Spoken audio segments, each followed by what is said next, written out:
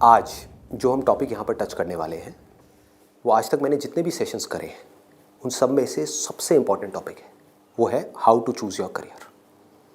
कि जो पेरेंट्स हमसे एक्सपेक्ट करते हैं कुछ हद तक वो एक्सपेक्टेशंस भी पूरी हो जाए और जो हम करना चाहते हैं वो भी हम कर सकें और आगे फाइनेंशियली ग्रो करने की जो पॉसिबिलिटीज़ हैं वो इनफाइनाइट हो। इससे पहले कि मैं आप लोगों को बताऊं कि ये चीज़ कैसे होगी या हमको क्या करना है, इसके लिए मैं आप लोगों से जानना चाहूँगा आप लोग अपना करियर कैसे चूज़ करते हैं।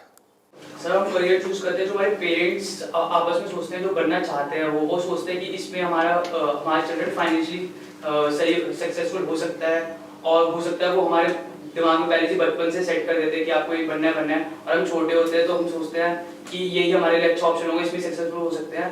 फिर वो बच्चे वही करने लग जाते हैं और फिर ये 90% बच्चे इससे चुनते हैं। मोस्टली क्या होता है कि फ्रेंड सर्कल के दबाव में आके लोग भेड़ चाल में आके कर लेते हैं, फ्रेंड ये करना तो हम भी ये करते हैं। सर बेसिकली जो होता है वो पेरेंट्स हमारे बोलते हैं कि 2 साल पहले उसने वो करा था आज वो सक्सेस है। वो जो है तेरे बड़े भैया जो है वो आज यूएस में बैठे हैं, ये जॉब कर रहे हैं। तो बेसिकली ये कहते हैं कि तू भी ये कर ले, तू भी उसकी तरह स्टैंड हो जा। कोई इंटरेस्ट के बारे में बात नहीं करता कि हमारा इंटरेस्ट किसमें है किसमें नहीं है। बट सर वो पेरेंट्स जब हमसे पूछते हैं कि आप ये नहीं करना वो नहीं करना तो बताओ क्या करना है, तो सर कई बार ये भी होता है कि हमारे पास ही जवाब नहीं होता, हम क्या करें, हमें यही नहीं पता होता।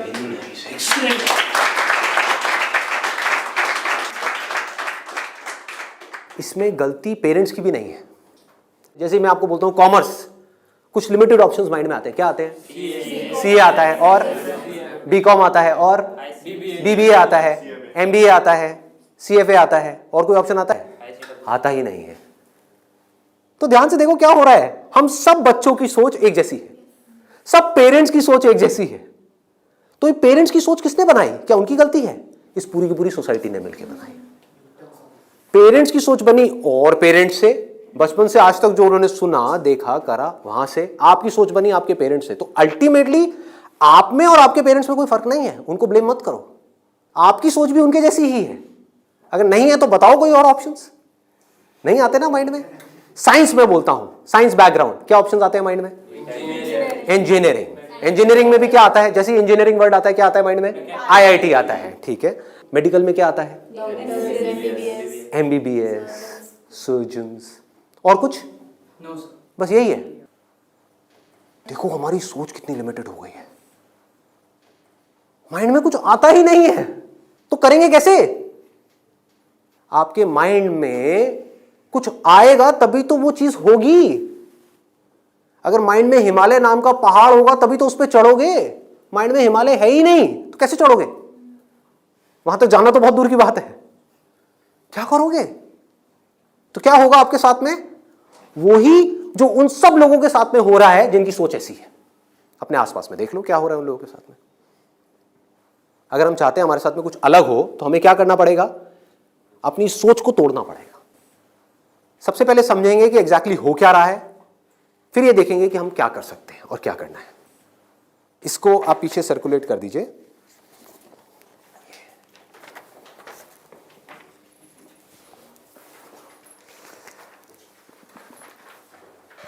इसमें लिखा है how to choose a career. अच्छा, पढ़ाई में हमको आगे बढ़ने के लिए मान लो जैसे मैंने बोला साइंस बैकग्राउंड, तो माइंड में क्या आया? इंजीनियरिंग आया, इंजीनियरिंग से आईआईटी आया, आईआईटी से कोटा आया, या और ये जो तैयारी वाले इंस्टीट्यूट्स हैं वो आए, वहाँ पर जाओ, जा करके तैयारी करो, यही सब होता है। तो अब अगर आपको इस रास्ते पे सक्सेसफुल होना है कि मतलब आपको आईआईटी में पहुँचना है, आईआईएम्स में पहुँचना है, मेडिकल में टॉप कॉलेज में पहुँचना है, तो क्या चाहिए? हार्डवर्क से काम हो जाएगा। आराम से सोचो, आराम से सोचो। ये जो सोच है ना हमारी वो बड़ी खतरनाक बनी हुई है, उसी सोच पे क्वेश्चन मार्क लगाना है। हार्डवर्क सबसे ज्यादा कौन करता है? एक रिक्शे वाला, लेबरर सक्सेसफुल हो जाता है वो। ऐसे बच्चे देखे हैं जो बहुत हार्डवर्क करते हैं और तब भी नहीं हो पाता उनका, और ऐसे बच्चे हैं जो इतना हार्डवर्क नहीं करते हैं, अपनी लाइफ में एक बैलेंस बनाते हैं, मतलब घूमते फिरते भी हैं, मजे भी करते हैं, साथ साथ में पढ़ाई भी करते हैं और वो टॉप कर जाते हैं। तो इसका मतलब क्या है? हार्डवर्क पे क्वेश्चन मार्क लगाओ। हार्डवर्क इंपॉर्टेंट है, लेकिन हार्डवर्क भी अगर सही डायरेक्शन में ना किया जाए तो बकवास है। समझ रहे हो? सक्सेस यहां है, आप वहां भाग रहे हो पूरी जान लगा करके पागलों की तरह, कभी सक्सेसफुल हो सकते हो? हार्डवर्क तो कर रहे हो, क्यों नहीं हो सकते? डायरेक्शन ही गलत है। सबसे पहले क्या चाहिए? एक सही डायरेक्शन चाहिए, सबसे पहले, मोस्ट इंपॉर्टेंट। मतलब कि जिस डायरेक्शन में हम भाग रहे हैं, पहले हमको उसको समझना है कि हम सही डायरेक्शन में भी भाग रहे हैं या इसलिए भाग रहे हैं क्योंकि सब भाग रहे हैं। या ये कहो, हो सकता है ये जो सब भाग रहे हैं उसमें से कुछ लोगों के लिए वो डायरेक्शन सही हो, हमारे लिए गलत हो। समझ पा रहे हो? पता कैसे चलेगा कि कैसे पता लगेगा? एक्सीलेंट। देखो क्या है, सिर्फ दो पैरामीटर्स हैं जिसके ऊपर हमको दिमाग लगाना है। एक है कंपटीशन, एक है कंसंट्रेशन पावर। जहां पर भी कंपटीशन ज्यादा है, मतलब क्या है कि वहां पर लाखों बच्चे ट्राई कर रहे हैं, होना कितनों का है? 1%, 2%, 3%। रियलिटी है। मैं कुछ भी हाइपोथेटिकल बात नहीं करूंगा। क्या ये जो लाखों बच्चे ट्राई करते हैं, कोई भी ये सोच करके ट्राई करता है, लाखों रुपए जा करके कोचिंग इंस्टीट्यूट में स्पेंड करता है कि मेरा नहीं होगा? देखो कितना मजेदार है। मतलब लाखों को यह लग रहा है कि हमारा हो जाएगा। तो अब सबसे पहला यहां पर जो क्वेश्चन पूछना है, जो ना अभी पेरेंट्स पूछ रहे हैं ना बच्चे खुद पूछ रहे हैं, वो अपने आप से पूछना है। वो ये कि मेरी कंसंट्रेशन पावर्स कैसी है। सिंपल है ना? इसमें कोई कॉम्प्लिकेटेड है? कि अगर आपको इन कॉम्पिटिटिव एग्जाम्स में कॉम्पीट करना है, दिन में 10-10 घंटे पढ़ना है, 15-15 घंटे पढ़ना है, उससे भी काम नहीं होने वाला, क्योंकि बहुत लोग पढ़ते हैं फिर भी नहीं कर पाते। तो इसका मतलब क्या है? आपको अपने आप से सच बोलना होगा। अब ये बड़ा टेढ़ा काम है, क्योंकि दुनिया में हमारी आदत क्या पड़ी हुई है? झूठ बोलने की। हाँ, किसी से भी जाकर के पूछो, हाँ भाई तेरे में पोटेंशियल है, कर लेगा आईटी? हाँ हाँ मैं तो कर लूंगा, मैं तो कर लूंगा। फिर हुआ क्यों नहीं? हुआ क्यों नहीं? अरे वो लक साथ नहीं हो पाया, कोई वजह होगी, नहीं हो पाया। मतलब क्या था? डायरेक्शन ही गलत थी, स्टार्टिंग ही गलत हो गई। अब आप कैसे ये डिसाइड करोगे कि आपकी कंसंट्रेशन पावर स्ट्रांग है या नहीं है? माइंड की थोड़ा सा डेप्थ में जाते हैं। कैसे डिसाइड करोगे? जब भी आप किसी कॉम्पिटिटिव एग्जाम में कॉम्पीट कर रहे हो, तो आपको ये देखना होगा आपके कॉम्पिटिटर्स कौन है। फॉर एग्जाम्पल, आप एक रेस में भाग रहे हो, आपके साथ में कोई एथलीट है जिसने 10 साल प्रैक्टिस करी है रेस में भागने की। आप कभी नहीं भागे, धीरे धीरे जॉगिंग करी है, लेकिन रेस में कभी तेज नहीं भागे। जीत पाओगे उससे? करो हार्डवर्क। वो 10 साल से भाग रहा है और वो रुकने वाला नहीं है, उसके पास में पूरा का पूरा एक मोमेंटम है। वो अगले 2 साल तक भी ऐसे ही भागने वाला जैसे वो 10 साल से भागता आया है।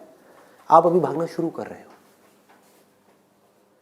तो पहले अपनी कंसंट्रेशन पावर्स को कंपेयर करना है किसी और के साथ। That is going to be a realistic solution. एक है थियोरेटिकल सोल्यूशन। थियोरेटिकल क्या है? माँ बाप कह रहे हैं बच्चों को भागो, बच्चे भी अंदर से कह रहे हैं भागो। यही हो रहा है, करेंगे करेंगे करेंगे करेंगे करेंगे, चार्ज अप हुए पड़े पागलों की तरह। इनको ये नहीं समझ पा रहा कि मेरे अंदर वो स्ट्रेंथ है भी या नहीं है। बहुत बारीक बात है, अगर इसको हमको समझ आए तो। एक बॉक्सिंग रिंग में आप हो, ठीक है, तो सामने देखो कि जो बॉक्सर है वो है कौन जिससे आप लड़ने के लिए जा रहे हो। इसी को तो कंपटीशन बोलते हैं। तो अगर उस कंपटीशन को आपको जीतना है, और जीतना ही है, हारना किसको है? किसको अपने माँ बाप के पैसे डुबोने हैं? किसको अपनी लाइफ खराब करनी है? जीतना ही है। तो जीतने का क्या तरीका है? पहले अपने कॉम्पिटिटर्स की स्ट्रेंथ को समझ जाओ। समझ लो कि आप कॉम्पीट कर किसके साथ में रहे हो। वो कैसे समझोगे? रियलिस्टिकली अपने आप से पूछो, अपने स्कूल के बैकग्राउंड के बेस पे या जो भी आज तक आपने किया है उसके बेस पे। कुछ बच्चे होते हैं जिनको एक चैप्टर है, मान लो एक बुक में, उसको पूरा याद करने में या समझने में 1 घंटा लगता है। आपको कितनी देर लगती है? 5 घंटे, 6 घंटे, 10 घंटे या आधा घंटा? ये पूछो अपने आप से। Then you will be able to जज your strength in comparison to your competitors. ये जो 13 लाख बच्चे हैं, इसमें से 10% बच्चे ऐसे हैं जिनकी कॉन्सेंट्रेशन पावर्स एक्स्ट्रा ऑर्डिनरी है। उनसे अगर आप कॉम्पीट कर रहे हो तो एटलीस्ट आपकी कॉन्सेंट्रेशन पावर्स एक्स्ट्रा ऑर्डिनरी होनी ही चाहिए। और कॉन्सेंट्रेशन पावर एक दिन में एक्स्ट्रा ऑर्डिनरी नहीं होती है, ये प्रैक्टिस है। मतलब उन्होंने कई सालों तक इसकी प्रैक्टिस करी है, तब जाके उनकी कॉन्सेंट्रेशन पावर एक लेवल तक पहुंची है। तो आप अपने आप से ईमानदारी से सवाल पूछो तो सही कि आपकी कॉन्सेंट्रेशन पावर है कैसी। अगर एक्स्ट्रा ऑर्डिनरी है और आप ऐसे कंपटीशन में जा रहे हो जहां पे कंपटीशन बहुत हाई है, तो आपके सक्सेसफुल होने के क्या चांसेस हैं? क्या 100% है? पूछो अपने आप से, दिमाग को खोलो। दिमाग बंद हुआ पड़ा है लोगों का। आईआईटी में लोग कहाँ से आते हैं? सिर्फ दिल्ली से आते हैं, सिर्फ बॉम्बे से आते हैं? कहाँ से आते हैं? ऑल ओवर इंडिया से। मान लो 1 लाख बच्चे ऐसे हैं इंडिया में अलग अलग स्कूल्स में जो अपनी अपनी क्लास में टॉपर हैं। उनको क्या लग रहा है कि मेरी स्ट्रेंथ बहुत तगड़ी है, ये बात हो रही है टॉपर्स की। लेकिन जब वो जाएंगे कॉम्पीट करने तो और भी ऐसे टॉपर्स आए होंगे जो उनसे भी आगे होंगे। आप समझ गए? तो यहां पे आपने क्या किया? एक बहुत बड़ा काम कर दिया, अपने आप से सच बोल दिया और यही सच जा करके अपने घर वालों को बोल दिया। इससे क्या होगा? आप एक ऐसे कंपटीशन से बच सकते हो जहां पर आपके हारने के चांसेस बहुत ज्यादा है, क्योंकि एक्चुअल में कंपटीशन है किसके बीच में? देखो, उन लोगों के बीच में जिसमें पोटेंशियल है। एक रेस हो रही है ओलंपिक्स में, वो किसके लिए है? जिसने बहुत प्रैक्टिस करी है, जिसके अंदर पोटेंशियल है, स्टैमिना है, फोकस करने की पावर्स है, डिस्ट्रैक्शन से वो अपने माइंड को हटा सकता है, उसके लिए है ना। सबके लिए तो नहीं है। अगर सबको भगा दिया जाए उस रेस में तो क्या होगा? क्योंकि उसमें जीतने के बाद गोल्ड मेडल मिलता है, अखबार में फोटो आती है। अखबार में फोटो आती है ना, इन कोचिंग इंस्टीट्यूट्स की फोटो आती है, नाम लिखे होते हैं, ऑल इंडिया रैंक ये है, ये है, ये है। उसको देख करके क्या होता है माँ बाप की हालत? उनको उसकी फोटो नहीं दिख रही होती, अपने बच्चे की फोटो दिख रही होती है। यहाँ पे आने वाले इतने साल बाद मेरे बच्चे की फोटो होगी, मेरी बेटी की फोटो होगी, उसकी ये रैंक होगी। यहाँ से क्या हो रहा है? हम अननेसेसरी अपनी एक ख्याली दुनिया खड़ी कर रहे हैं। पेरेंट्स ने अपने दिमाग में एक ख्याल बना लिया। अब यहाँ तक प्रॉब्लम नहीं है, उन्होंने वही किया जो होना था, सबके साथ होता है। कौन नहीं चाहेगा? गड़बड़ कहाँ हुई? आप भी इस खेल को नहीं समझ पाए, आप समझ ही नहीं पाए हो क्या रहा है। ये जो कोचिंग इंडस्ट्री है आज की डेट में 1.5 लाख करोड़ की इंडस्ट्री है। ये पैसा कहाँ से आ रहा है? हम सब से आ रहा है, हमारी जेब से आ रहा है। तो अगर इस खेल को हम समझ जाएं, हमारे पेरेंट्स नहीं भी समझ पा रहे क्योंकि वो तो सपने देखेंगे ही, और हम जाकर के बोले ये सपना आप अभी रोक दो, इन पे लगाम लगाओ, देखो पहले कि आपका बच्चा कहाँ स्टैंड करता है। गाड़ी आपके पास में 800 और कॉम्पीट करने की बात कर रहे हो फेरारी वालों से, बट इसका मतलब ये नहीं है 800 बुरी है। आप समझ गए मेरी बात? रेस में बुरी है, बट दिल्ली की सड़कों पे, पुरानी दिल्ली में फेरारी अच्छी है, 800 अच्छी है? 800 अच्छी है, ज्यादा सक्सेसफुल है। बट वही अगर उस रेस में चली जाए जिसमें सब भाग रही हैं और सारी 800 नहीं है, फेरारीज है, एक से एक फेरारीज है, किसमें कितनी आग लगी हुई है वो आपको पता ही नहीं है। आप समझ पा रहे हो? कोई आ रहा है कहीं से, उस बच्चे में कितनी आग है और कितना पोटेंशियल है वो आप सपने में भी नहीं सोच सकते, और आप उससे लड़ने की बात कर रहे हो।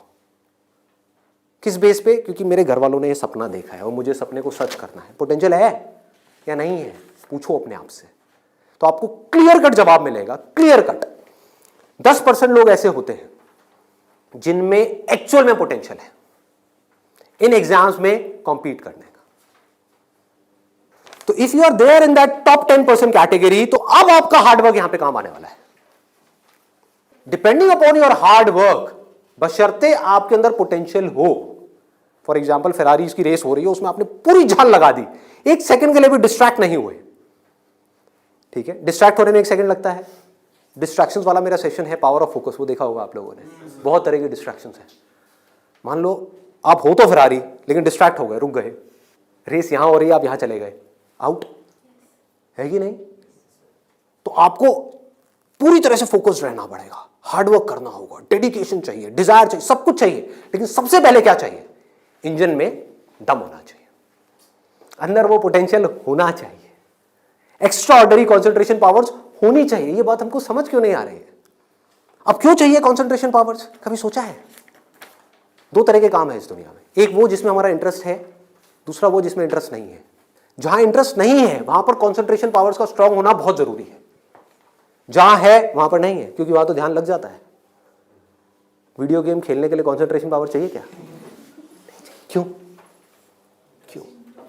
इंटरेस्ट है तो वहां पर कॉन्सेंट्रेशन हो जाता है, खेलने में कॉन्सेंट्रेशन हो जाता है, और बहुत सारी चीजों में कॉन्सेंट्रेशन हो जाता है। पढ़ाई में हमें कॉन्सेंट्रेट करना पड़ता है और चाहिए ही चाहिए, क्योंकि पढ़ाई में 99.99% लोगों का इंटरेस्ट नहीं होता। तो कैसे पढ़ाई में क्रैक कर पाएंगे? तब जब अपने ध्यान को ऐसी जगह पे रोकना आता हो जहां पे हमारा इंटरेस्ट नहीं है। और ऐसी स्ट्रेंथ कितने लोगों में होती है? सच सच बताना आज, मतलब ईमानदारी से, आप में से कितने हैं यहां पर जो आप क्लेम कर सकते हो कि मेरी जो कॉन्सेंट्रेशन पावर्स हैं वो एक्स्ट्रा ऑर्डिनरी है? ऑनेस्टली आपकी है, let's give a big hand for him. हम सब में से सिर्फ एक की, और ट्राई कौन करते हैं? सब करते हैं। मेजॉरिटी ऑफ पीपल, सब तो नहीं कह सकते, मेजॉरिटी ऑफ पीपल करते हैं। है ना खतरनाक खेल। और एक बहुत बड़ी चीज हुई है अभी यहां पर, आप में से सिर्फ एक ने अपना हाथ उठाया, बाकियों ने नहीं उठाया। इसका मतलब आपने क्या किया? सच बोल दिया, एक्सेप्ट कर लिया। अगर अपने घर पे भी एक्सेप्ट कर लो तो क्या होगा? खेल शुरू होने से पहले ही खत्म हो जाएगा। अगर ये मेजॉरिटी ऑफ बच्चों को समझ आ जाए, इंडिया में लाखों बच्चे मेरी वीडियोस देखते हैं, उनको ये समझ आ जाए और वो अपने आप से सच बोल दें, अपना हाथ ऊपर ना करें, अपने घर पे जाकर के बोल दें मेरी कंसंट्रेशन पावर एक्स्ट्रा ऑर्डिनरी नहीं है। हाँ, मेरी क्लास में कुछ 4 बच्चे हैं, उनकी है, और वो भी कॉम्पीट करने जा रहे हैं, उनको करने दो। मुझे नहीं लगता कि मैं जीत पाऊंगा इस खेल में। हाँ, कुछ और ऐसे खेल हैं जहां पर मैं फाड़ दूंगा। तो क्या होगा? अब क्या आपके पेरेंट्स भेजेंगे आपको? पहले ही बोल दो, आपने भेजना है भेज दो, लेकिन आपका पैसा डूबेगा। 5 लाख डुबोने हैं, डुबो दो। भेजना है भेज दो, मुझे पता है मेरा नहीं हो पाएगा। ये झूठ है, ये नेगेटिव थिंकिंग है, या ये रियलिस्टिक थिंकिंग है? समझो, realistic thinking, that is the biggest thing जो हमको समझना है। पॉजिटिव थिंकिंग का लोग मतलब क्या निकालते हैं कि मेरे पास में मारुति 800 है और मैं ये एक्सेप्ट ही ना करूं कि मेरे पास में मारुति 800 है, मैं अपना ख्याल बना लूं कि मेरे पास में फेरारी है और जाकर के कॉम्पीट करूं ऐसे लोगों के साथ में जिनके पास में एक्चुअल में फेरारी है। फर्क पता लग रहा है? और ऊपर से अपने आप को पॉजिटिवली अंदर से मोटिवेट करता रहूं। घर वाले भी मुझे रोज फोन करके, नहीं बेटा तू कर सकता है, कर सकता है, कर सकता। रियलिटी को देखो ही ना, अपनी स्ट्रेंथ को देखो ही ना, अपनी आंखें बंद कर लो, सच बोलो अपने आप से। जीत सकते हो तो लड़ो, नहीं जीत सकते तो कोई ऐसी जगह पे जाओ जहां पे आप जीत सकते हो, या बेटर स्टिल जहां पे कोई कंपटीशन ही ना हो। आगे बढ़ते हैं। दूसरा क्या है? ये तो हो गई पहली कैटेगरी, एक्स्ट्रा ऑर्डिनरी, जो यहां पर अभी कोई भी नहीं मिला, सिर्फ एक मिला है। दूसरा है ऑर्डिनरी। 90% लोग एक क्लास में, 90% स्टूडेंट्स इंडिया में वो इस सेगमेंट में आते हैं। अब मजे की बात क्या है, ये जो कोचिंग इंस्टीट्यूट्स हैं, इनकी दुकानें कैसे बच्चों से चल रही है? ऐसे बच्चों से। कुछ रोल मॉडल्स दिखा करके, देखो हमारे इंस्टीट्यूट से ये है, उन्होंने ये कर दिया, जनता को लेकर के आएंगे, जितनी ज्यादा भीड़ आ जाए उतना अच्छा। तो इस पूरी प्रॉब्लम को अगर सॉल्व करना है तो कौन करेगा? एक स्टूडेंट ही कर सकता है। आप चाहो तो स्टैंड ले सकते हो। स्टैंड मतलब क्या? सच बोल दो। ऑर्डिनरी लोग 90% ये कहां जा रहे हैं? हाईली कॉम्पिटिटिव फील्ड्स में जा रहे हैं। क्यों जा रहे हैं? क्योंकि सब जा रहे हैं, क्योंकि उन्हें लग रहा है कि मेरा हो जाएगा। मैं ये नहीं कह रहा कि अगर आप ऑर्डिनरी हो और एक हाई कॉम्पिटिशन वाली फील्ड में जा रहे हो तो आपका नहीं होगा। I am not saying that the possibility is 0%, I am saying possibility is 1%। Genuine है वो भी तब है अगर आप मेहनत करो तो। अगर वहां जाकर के मेहनत ही ना करो तब तो बिल्कुल नहीं होगा। अगर आप बहुत मेहनत करो तो 1%। क्योंकि मैं हिम्मत नहीं तोड़ूंगा ऐसे लोगों की। लाखों ऐसे स्टूडेंट्स हैं जो आज की डेट में ऐसा कर रहे हैं, बट ये वीडियो मैं सिर्फ अभी करंट सिचुएशन के लिए नहीं बना रहा, मैं आगे तक देख रहा हूँ। आने वाले 20 साल, 50 साल, 100 साल आगे तक देख करके चल रहा हूँ कि इंडिया की प्रॉब्लम्स का अगर हमको सोल्यूशन निकालना है, अनएम्प्लॉयमेंट का सोल्यूशन निकालना है, डिप्रेशन का सोल्यूशन निकालना है, तो वो सोल्यूशन क्या है? मेरी सोच वहां पर चल रही है। इसकी वजह से होगा क्या? अभी जो ऑलरेडी ऐसे ऑर्डिनरी स्टूडेंट्स हैं और वो ऐसी जगह पे चले गए हैं, तो उनकी हिम्मत टूट जाएगी इस वीडियो को देख करके। तो मैं उनको क्या कहूँगा? उम्मीद है, लगा दो जान। बस साथ में क्या कहूँगा उन पेरेंट्स को जो अब ऐसा गेम खेलने वाले हैं, उन स्टूडेंट्स को क्या कहूँगा? मोस्ट इंपॉर्टेंट जो मुझे देख रहे हैं, बड़ा सिंपल है कि अपने पेरेंट्स को जाकर के कहो मुझे नहीं लगता कि मेरे में पोटेंशियल है, मुझे नहीं लगता कि मैं कर पाऊंगा। हाँ, 1% चांस है। सच बोल दो, बोलो मैं ये नहीं कह सकता मैं कर ही नहीं सकता, 1% चांस, 99% चांस है मैं नहीं कर पाऊंगा। मैं जानता हूं अपने आप को, आप नहीं जानते, मैं जानता हूं। मुझे पता है अंदर से कि मैं क्या हूं, मुझे पता है अंदर से कि मेरे अंदर कितनी आग है, कितना पोटेंशियल है। मैं अपने दोस्तों के साथ में बैठ के पढ़ा हूं, मुझे पता है अंदर से कि मैं क्या हूं। तो आप क्या कहोगे? सच बोलोगे अपने घर वालों को जाके कि देखो अगर आप मुझे 2 साल तक की कोचिंग कराओगे, उसमें मान लो ₹1,00,000 साल की फीस हो गई, प्लस रहना खाना पीना what ever it is, total मान लो 2 साल में कितना खर्चा आया? 4-5 लाख रुपए। 5 लाख मान लेते हैं। तो आप बोलोगे अपने घर वालों को जाकर के अगर अभी भी ये सब सुनने के बाद भी आप कहते हो कोई बात नहीं बेटा 1% चांस है तू कर ले, तो मैं आपको एक बेटर ऑप्शन देता हूं प्रैक्टिकल रियलिटी के बेस पे। यहां पे अगर आपके पेरेंट्स आपके ऊपर दाव लगाते हैं, जीतने के चांसेस क्या है पेरेंट्स के? 1:100। इससे बेटर ऑप्शन क्या है? गोवा जाओ। Seriously, I am serious about it, मजाक नहीं कर रहा। गोवा जाओ, वहां पे कैसीनोज हैं, वहां पे अगर आप 5 लाख रुपए लगाते हो, एक रूले करके गेम है, पता है आप लोगों को? सारे जुआरी हैं क्या यहाँ पे? रूले गेम है जिसमें एक बॉल घुमाते हैं, 36 नंबर होते हैं और एक 0 होता है। वहां पे अगर आप 1 नंबर पे पैसा लगाते हो और वो नंबर आ जाता है तो 1 रुपए आपका बन जाता है 36 रुपए। जीतने की प्रोबेबिलिटी क्या है? 1:37। यहां पर क्या है? 1:100। वहां पर क्या है? 1:37, मतलब इससे डबल से भी ज्यादा है। तो अपने पेरेंट्स को सजेशन दो कि जुआ खेलना ही है तो ये बेटर ऑप्शन है, खेलते हैं ना। मेरी जिंदगी क्यों दांव पे लगा रहे हो? मुझे तो बचने दो। अरे खेलना है तो मिलके खेलते हैं। जाओ अपने पेरेंट्स के साथ में, उनको गोवा लेकर के जाओ, अपनी पार्टी करना, और एक दिन जाना ले आकर के 5 लाख रुपए एक टेबल पे रख देना। अगर वो नंबर आ गया तो कोई भी नंबर चूज कर लो। आपके पेरेंट्स चाहते हैं आप नंबर 1 पे आओ, ऑल ओवर इंडिया में आपकी नंबर 1 रैंक आए, तो 1 नंबर पे पैसा लगाओ जुए में। वहां भी 1 नंबर पे पैसा लगा रहे हैं, यहां भी 1 नंबर पे पैसा लगाओ। अगर वो 1 नंबर आ गया तो कितना मिलेगा 5 लाख का? 1,80,00,000।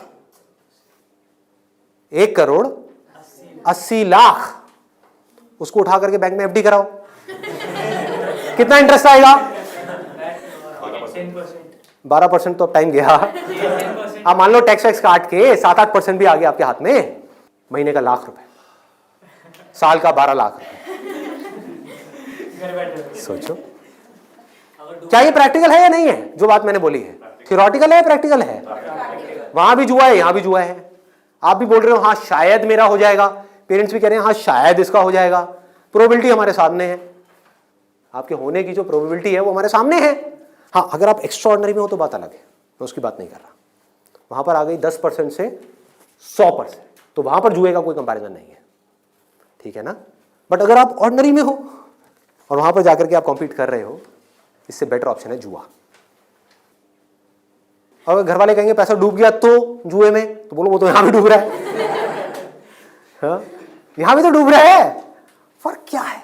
इसको बोलते हैं एक रियलिटी के बेस पर समझ करके सोच करके लिया हुआ डिसीजन। तो अब तीसरा ऑप्शन क्या है हमारे पास में? कोई ऐसा करियर चूज करो, देखो कितना मजेदार है, जहां पे आपको कंसंट्रेशन पावर की जरूरत ही ना हो, not required. If you love singing, concentration power चाहिए क्या? नहीं चाहिए, हो जाएगा। किसी खेलने में इंटरेस्ट है तो वहां पे कंसंट्रेशन पावर बहुत स्ट्रांग चाहिए क्या? हो जाएगा, घंटों तक हो जाएगा। एक है कंसंट्रेट करना पड़ता है, एक है कंसंट्रेशन हो जाता है, दोनों में बहुत फर्क है। इंटरेस्टिंग है तो कंसंट्रेशन हो जाता है, इंटरेस्टिंग नहीं है बोरिंग है तो कंसंट्रेट करना पड़ता है, फिर चाहे वो पढ़ाई हो चाहे जॉब हो। ये छोटी सी सोच चाहिए, समझ चाहिए। अब यहां पे क्या चलेगा? इन फील्ड्स में कंपटीशन क्या है? आर्ट हो गया, स्पोर्ट्स हो गया, कोई भी क्रिएटिव फील्ड हो गई, वहां पर कंपटीशन क्या है? बहुत ज्यादा है उन लोगों के लिए जो मीडियोकर है। लेकिन अगर आपके अंदर टैलेंट है, कोई कंपटीशन नहीं है, क्योंकि दोनों को आपस में कंपैरिजन किया ही नहीं जा सकता, कोई नंबर्स नहीं है ना। ध्यान से समझो, जैसे आप किसी एग्जाम में जाते हो तो एक कंपेयर किया जा सकता है आपको किसी से, क्योंकि आपके आए 90%, किसी और के आए 99%, तो कंपैरिजन है। टैलेंट में क्या है? आपके अंदर एक तरह का टैलेंट है, किसी और के अंदर और कोई तरह का टैलेंट है। आप जो कर सकते हो वो नहीं कर सकता, वो जो कर सकता है वो नहीं कर सकता। एक सिंगर है उसकी अलग तरह की आवाज है, कोई और सिंगर है उसकी अलग तरह की आवाज है। अब यहां पे भी एक छोटा सा प्रॉब्लम है। प्रॉब्लम क्या है यहां पर? प्रैक्टिकली आप लोग बताओ कि प्रॉब्लम क्या है यहां पर इस तरह का कुछ करने में? स्कोप क्या होगा क्या नहीं होगा? देखो अगर टैलेंट हो तो स्कोप होगा या नहीं होगा? होगा। बट ऑब्वियस, टैलेंट कैसे डेवलप होता है? प्रैक्टिस। और ये भी तभी काम आएगा जब इंटरेस्ट होगा। समझ गए ना?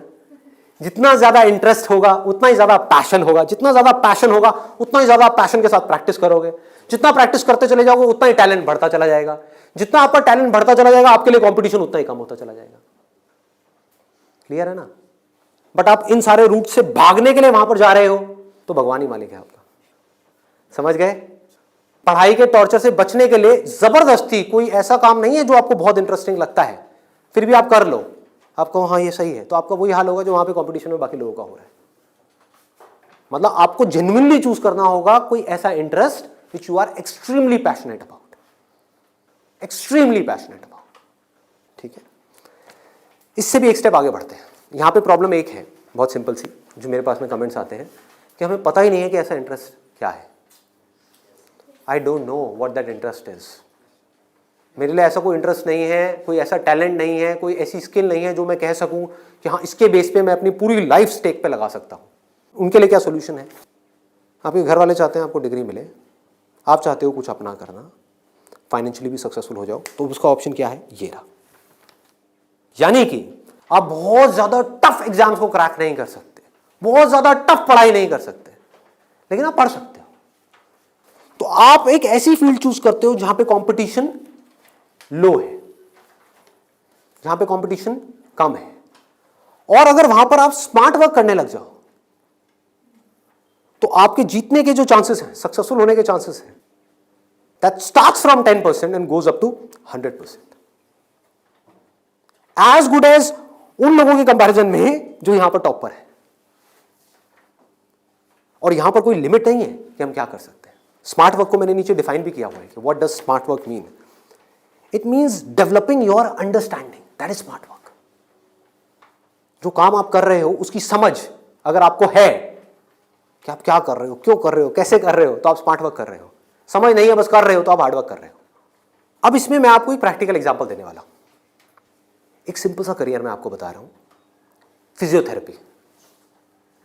सुना इसके बारे में सबने? अभी कुछ दिन पहले मेरी नेक में थोड़ा सा पेन हुआ, मैंने गूगल पे जाकर के सर्च किया physiotherapy services at home in my area. Locality मैं नहीं बताऊंगा नहीं तो लोग मेरे घर आ जाएंगे। तो मैंने सर्च किया, वहाँ पर ऊपर कुछ लिस्टिंग्स आई, कुछ वेबसाइट्स आई, उसमें एक डॉक्टर का नाम मुझे मिला, उनकी मैं वेबसाइट पे गया, वहाँ जा करके उन डॉक्टर के बारे में मैंने 2-3 मिनट पढ़ा, समझा, मुझे अच्छा लगा पढ़ करके, समझ करके। उनको फ़ोन किया, वो मेरे घर पे आए, उन्होंने मुझे 7 दिन तक फिजियोथेरेपी ट्रीटमेंट दिया। वो एक ट्रीटमेंट का लेते हैं 500 से 700 रुपये, कई बार 1000 रुपये भी लेते हैं, depending upon the complications and time involved. मेरे से उन्होंने लिए 500 रुपये। मैंने उनसे पूछा कि आप दिन में ऑन एन एवरेज कितने ट्रीटमेंट्स करते हो? उन्होंने कहा एक दिन का ऑन एन एवरेज मैं 8 से 10 ट्रीटमेंट्स करता हूँ। मैंने कैलकुलेशन करी, दिमाग चलाया, 8 से 10 का मतलब क्या हुआ? 4 से 5,000 रुपये एक दिन का, एक महीने का नहीं, एक दिन का। कितना हो गया एक महीने का? लाख से 1.25 लाख रुपए।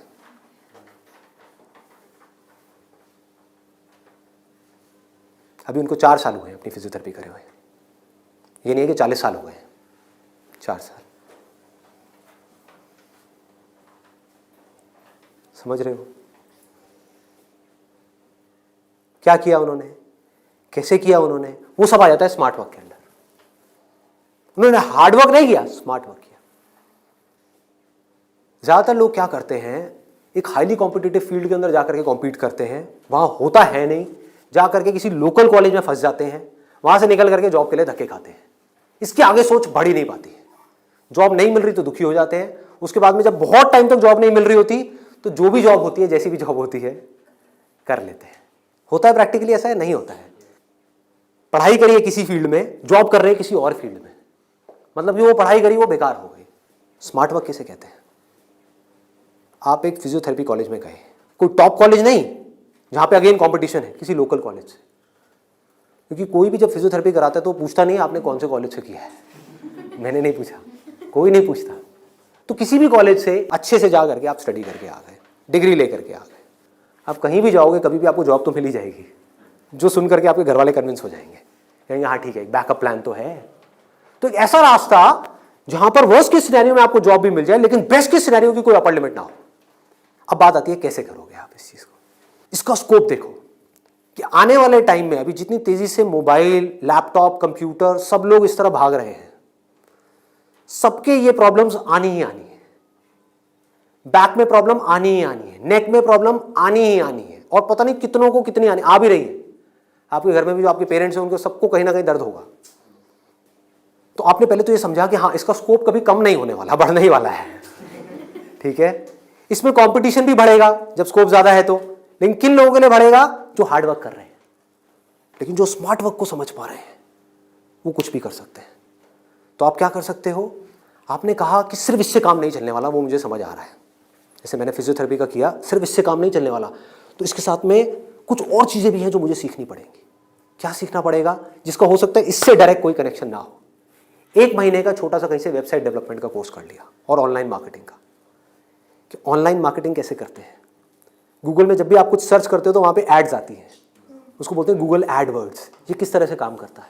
आपने कहा ऑनलाइन मार्केटिंग मैंने सीख ली, उसके अलावा मुझे अपनी कम्युनिकेशन स्किल्स पे काम करना होगा, क्योंकि अगर मैं कहीं जा रहा हूं, किसी से बात कर रहा हूं और मैं बेवकूफ लग रहा हूं बात करने में, तो कोई मुझे दोबारा क्यों बुलाएगा? तो आपने क्या किया? कम्युनिकेशन स्किल्स का एक कोर्स किया 1 महीने का, उसके अलावा इंग्लिश स्पीकिंग का एक कोर्स किया 6 महीने का या 1 साल का। इस सबसे हो क्या रहा है? आप एज एन इंडिविजुअल बेटर बनते चले जा रहे हो। उसके बाद में धीरे धीरे आप अपनी एक क्लाइंटेल बनाओगे। शुरू में मान लो आपको दिन में 2 या 4 लोगों ने बुलाया, वर्स्ट केस सिनेरियो मान लो ना, घर से आप ऑपरेट कर रहे हो, अभी आपने कोई अपना क्लिनिक नहीं बनाया है, घर से आप ऑपरेट, और ये कोई थ्योरेटिकल बात नहीं है, ऐसे बहुत सारे लोग हैं जो ऑलरेडी ये काम कर रहे हैं, बहुत लोग कर रहे हैं। अपने नाम को मल्टीपल वेबसाइट्स में आप लिस्ट कर दोगे, इनको डायरेक्टरीज बोलते हैं, ऑनलाइन डायरेक्टरीज। तो ऑनलाइन सर्च इंजन में कोई भी कुछ भी सर्च करेगा तो कहीं ना कहीं वो आप तक पहुंच जाएगा, चाहे वो एक वेबसाइट के थ्रू पहुंचे, चाहे आपके थ्रू पहुंचे, चाहे ऐड के थ्रू पहुंचे, चाहे कहीं से भी पहुंचे, वो आप तक पहुंचेगा। अगर उनको आपने सेटिस्फाई कर दिया, अपनी बातों से भी, अपने ट्रीटमेंट से भी, ईमानदारी से, जेन्युइनली अच्छा ट्रीटमेंट कर दिया, तो वो क्या करेंगे? लोकेलिटी में रिकमेंड करेंगे, अपने फ्रेंड सर्कल में करेंगे, अपने रिलेटिव्स में करेंगे। तो धीरे धीरे क्या होगा? कुछ महीनों में क्या होगा? यहां पे थोड़ा पेशेंस रखना होगा। ये नहीं है सारा काम 1 दिन में हो जाएगा। आईआईटी में भी आपका एडमिशन हो गया तो ये नहीं कि हलवा है वहां से क्लियर करना, 4 साल तक लग करके दिन रात काम तो करना ही पड़ेगा ना, यहां भी करना पड़ेगा। तो आप सीखते जा रहे हो, समझते जा रहे हो, धीरे धीरे आपको कुछ ऐसी टेक्नोलॉजीज के बारे में पता लगेगा, कुछ ऐसे इक्विपमेंट्स के बारे में पता लगेगा। इसमें हजारों तरह के इक्विपमेंट्स हैं, हजारों तरह की चीजें हैं, अलग अलग तरह के ट्रीटमेंट्स के लिए। इतनी बड़ी फील्ड है ये। आप आने वाले टाइम में फिजियोथेरेपी का एक ऐसा क्लिनिक बना सकते हो अपनी सिटी में या कहीं पर भी, जो अपने आप में स्टेट ऑफ द आर्ट हो, मतलब ऐसा जो पूरे इंडिया में ना हो। और क्लिनिक आप ऐसे करते करते धीरे धीरे, अभी 1 दिन में या 2 दिन में नहीं होगा, मान लो 5 साल में होगा, 10 साल में होगा, 20 साल में होगा। क्लिनिक कितना बड़ा हो सकता है, कितने क्लिनिक्स हो सकते हैं, क्या क्या हो सकता है, कोई लिमिट नहीं। अगर कुछ लोग जो मेरी इन बातों को समझ पाए, जो बातें मैं कर रहा हूं, और कुछ ऐसी डायरेक्शन में जा पाए सेंसिबल तरीके से, smartly, not by doing a lot of hard work but by doing smart work, तेजी से आगे बढ़ पाए, तो आने वाले टाइम में यही वो लोग होंगे जो आने वाले टाइम में लोगों के लिए जॉब अपॉर्चुनिटीज क्रिएट करेंगे। अंदर से एक ये फीलिंग होनी चाहिए कि मुझे लोगों की प्रॉब्लम्स को सॉल्व करना है। अगर मैं कर पाया तो मेरी प्रॉब्लम्स तो सारी अपने आप सॉल्व हो जाएंगी, वो लोग करेंगे ना।